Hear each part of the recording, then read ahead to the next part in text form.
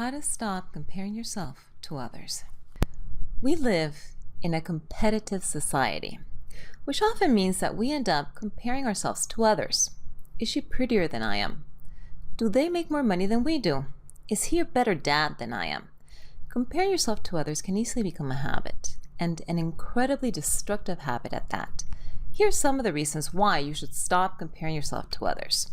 First, it leads to self-doubt. Second, it can fuel mean-spirited competitiveness versus collaboration. Third, it makes your self-worth dependent on the achievement of others. If others do poorly, you feel good about yourself. If others are doing better than you are, then you feel bad about yourself.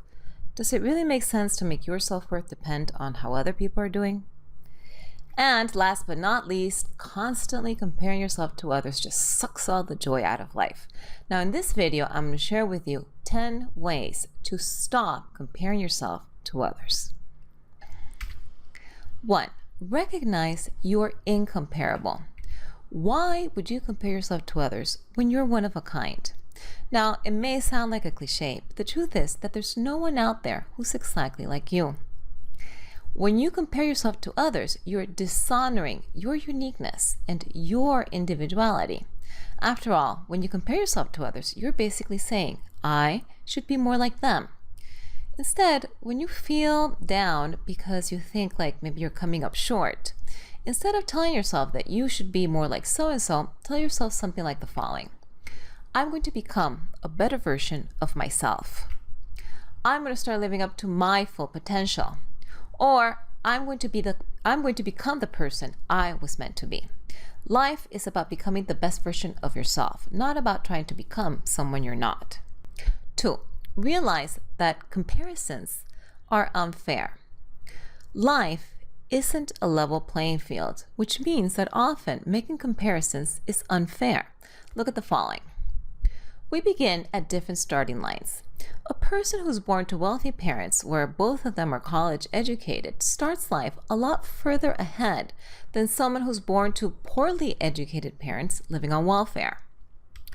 In addition, we're all running a different obstacle course. Think of two obstacle courses. One of them has 5 obstacles on it. The other one has 20 obstacles on it. Obviously, the first obstacle course is going to be a lot easier to run. And the person who's running this course is almost certainly going to have a faster finishing time, a better finishing time than the person who's running the obstacle-ridden course. Also, we don't all get the same breaks. When I was in law school, there were some people who, upon graduation, they immediately stepped into a cushy job at the law firm where their father or their mother was a partner. Now, that's certainly not a break that I got. So, as you can see, life is different for everyone. And it's not fair to compare your life to the life of someone who maybe started further ahead, who hasn't had to face as many obstacles, or who just got a lot more breaks than you have. So another reason to stop comparing yourself to others is because a lot of the time doing so is simply unfair. 3. Dance to the beat of your own drummer. Just as you're incomparable, your journey is incomparable. The path that you follow toward your destination doesn't have to be the exact same path that someone else follows, even if you're both trying to arrive at the same place. Maybe your path has more detours than theirs and is therefore longer, but that's not necessarily a bad thing. The reason your path is longer could be any of the following. Maybe you're more curious than they are, and several times you got off the main path in order to go take a look at something that caught your eye. Or maybe you're just bolder and more adventurous than they are. And maybe they found themselves several times wanting to get off the well-trodden path and thinking, you know what, I'd like to go over there and see what's going on there. Or I'd like this experience, or I'd like to experience that. But they just didn't, they lacked the courage to do so. In the meantime, you will merrily on your way, having new experiences, meeting new people, going new places.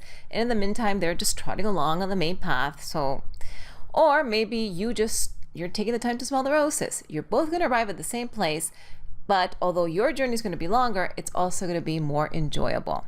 So if you see someone standing at the spot where you would like to be, instead of thinking, well, why are they already there and I still have a ways to go, tell yourself, you know what, I'll get there when the time is right for me. By the time you do get to that spot, you'll probably be a better rounded person and you'll have a more enjoyable ride and you'll have better stories to tell. 4, it's a waste of time. The time that you're wasting thinking of others and comparing yourself to others is time that you could be using to improve yourself. Instead of spending 40 minutes cyberstalking someone, spend that time doing something like the following. Learn something new. Spend quality time with someone you love, with someone who's important to you, or simply do something that recharges your battery. You know, your time is sacred. Why waste it thinking of the achievements of others? 5, count your blessings.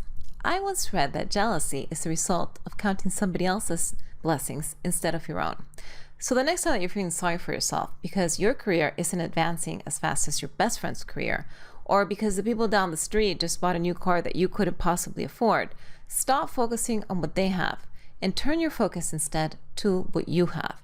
You do this by counting your blessings. 6, do what you can with what you have. Maybe the person that you're comparing yourself to does possess some talents which you don't have. For example, your coworker may be more charismatic than you are, and therefore they're better at closing deals and they make more sales than you do. C'est la vie. Instead of pining for what they have, identify what your own gifts and talents are, and then do the best that you can with what you do have. 7, compete with yourself. We live in a society that's obsessed with measurement. IQ, GPA, rank, height, weight, and so on. And the people with the high numbers are always letting everyone else know how well they're doing. So it can be hard not to compare yourself with the numbers of others when other people are constantly in your face about their own numbers. What you need to do is you need to stop comparing your numbers to the numbers of others and instead compare your current numbers to your past numbers. Look at the following. Instead of asking yourself if you're making more money than the people that you went to high school with, ask yourself if you're making more money today than you were last year. Instead of comparing your career to your neighbor's career, ask yourself if you now have more job satisfaction than you did 6 months ago.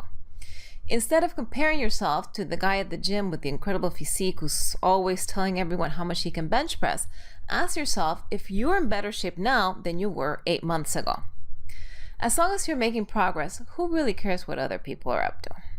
What you need to do is instead of competing with others, you need to compete with yourself. Instead of comparing your numbers to the numbers of others, compare your numbers right now to the numbers that you had before and see if you're making progress. That should be your standard. 8, realize that you can't see the whole picture. When you look at other people, you're only seeing what they allow you to see. You know, keep in mind that you can't see the whole picture. You don't know what's going on underneath the surface. You don't know what's going on behind closed doors. As an illustration, when I was in high school, there was this one girl who had this fantastic figure. And I found out later that she had an eating disorder. I'm sure that you've had similar experiences. Maybe there was a really glamorous woman living in your building who was always traveling and going on vacations. And then one day she confided in you that she wished that she had a husband and kids like you. Or maybe the couple that you thought had a perfect marriage ended up getting a divorce. Or maybe the guy down the street who started a tech company and seemed to be doing really well ended up filing for bankruptcy a year later. You know, no one's life is perfect, regardless of how hard they try to make others think otherwise. That person whom you think has this fantastic life may just be faking it, or they might be really good at just putting on a facade. In fact, they may even be comparing their life to yours and feeling that they're coming up short. 9, make sure you're using the right metrics.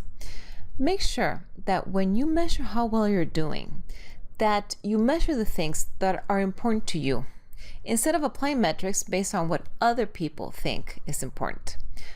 Here are some examples. Maybe your parents are always pushing you to make more money so that you can be more like your rich cousin.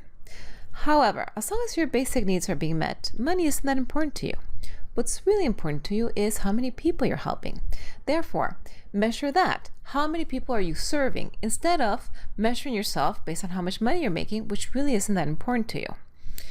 Maybe your son has a friend who's always getting new toys, and sometimes you feel like you're coming up short because you can't buy your kid all those toys. However, you passed up a promotion because you wanted to be able to spend more time with your kid. So if you want to measure how good of a dad you are, Think of the amount of quality time that you're spending with your kid instead of how many toys you can buy him. Maybe there's a woman at the gym who wears a size 0 and you've always been curvy.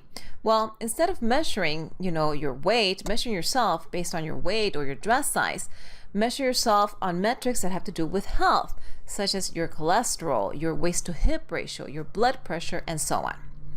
Don't let other people push you into comparing yourself to them based on the metrics that they think are important. Instead, when you're going to gauge how well you're doing, choose metrics based on the things that are important to you. 10. Use other people as inspiration. Now that I spent the past 10 minutes telling you that you shouldn't compare yourself to others and giving you tips on how to stop comparing yourself to other people, I'm going to tell you the exact opposite. Go ahead and compare yourself to others. However, give it a positive twist. If you look around you and you realize that certain people are doing better than you are, these can be your friends, co-workers, peers, and so on. Use this as inspiration to try harder yourself. You can use them as role models. You can ask yourself questions such as, what are they doing that I'm not doing? How can I learn from them? How can I replicate their success?